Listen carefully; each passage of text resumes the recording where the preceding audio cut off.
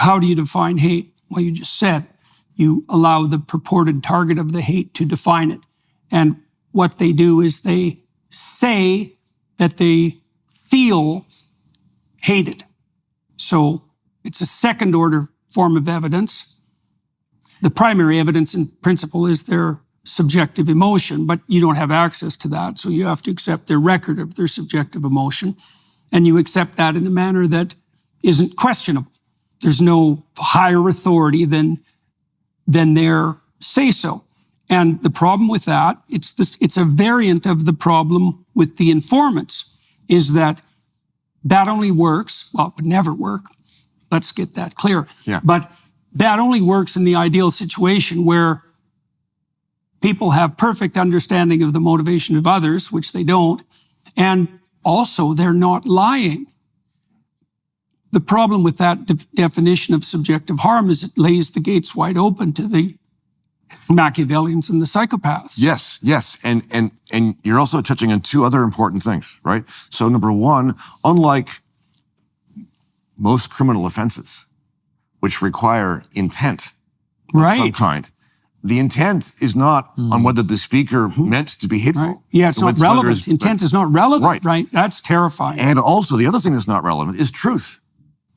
If you speak a true fact that is interpreted as a hateful fact and has this effect on somebody, well, that's not going to be a defense either. Right. Right? So essentially one of the effects of this kind of legislation is to say you are not allowed to speak the truth. Right. Because that truth... Regardless of intent, and regardless of historical fact. Yeah. We are outlawing an effect. Yeah, right. Absolutely. Okay. And to expand that even further, with comedy, it's interesting because, of course, Scotland, where some of the most ridiculous legislation is being passed, is the place which hosts the biggest arts and comedy festival in the world, the Edinburgh Fringe. Right. And to your point about truth, well, you don't even have to be saying something true. At this point now, they've passed a bill which means that comedians could be investigated for jokes they make.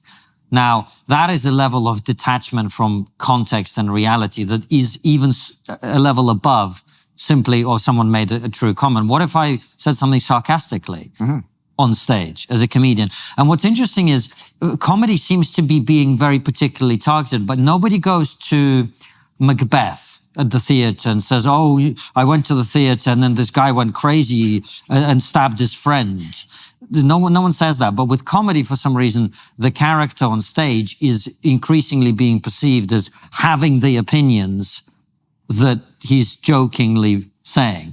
And so that's another level. So that's right. There's no distinction between the role and the actor.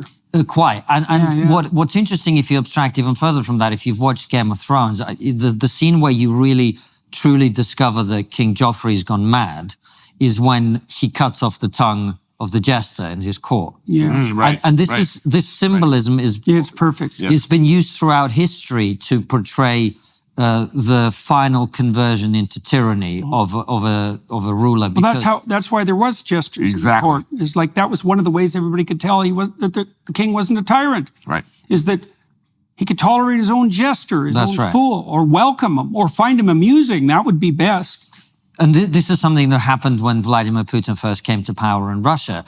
Under Boris Yeltsin, there was a kind of liberalization. There was an opening up.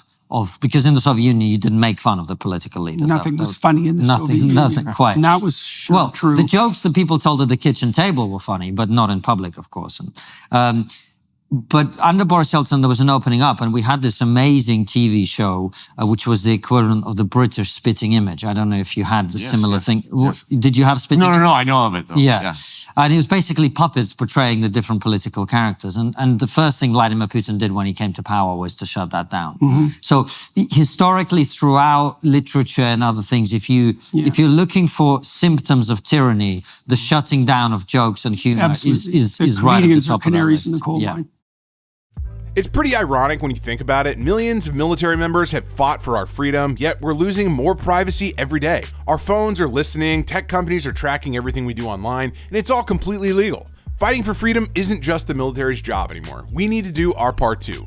That's why I use ExpressVPN. It's basically like a shield for your internet activity. Everything gets sent through encrypted servers so nobody can see what you're doing online. Not your internet provider, not data brokers, not government agencies. Here's what really impressed me. Last year, ExpressVPN got over 400,000 requests for customer data for tech companies and government agencies. You know how many times they actually handed over data? 0. They literally can't share what they don't have in their zero log policy. The best part, it's stupidly easy to use. Just one click and you're protected. It works on everything too, phones, computers, tablets, even your smart TV.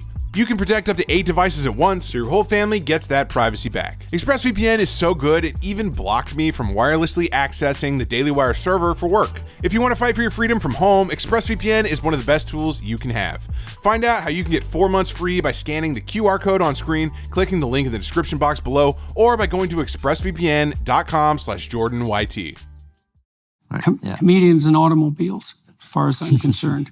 Yeah. Well, they're so emblematic of personal autonomy. Right. Every tyrant hates the automobile. So even though they all want to have one. Okay, so let's delve into the hate issue a bit more too, because in Canada we have protected categories of hate, right? So it's a hate crime if it's, I want to make sure I've got this definition right.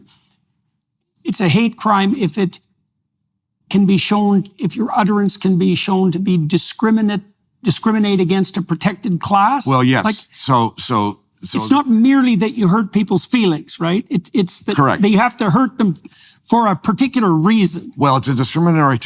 So we have these two realms. We have the human rights realm and we have the criminal realm. And we've had hate speech restrictions in our criminal law for a good while, and they're rarely used. The human rights provisions are much more frequently used because they're much less serious and much easier to trigger, much easier to complain about, and they don't go to a court. They go to one of these tribunals, right?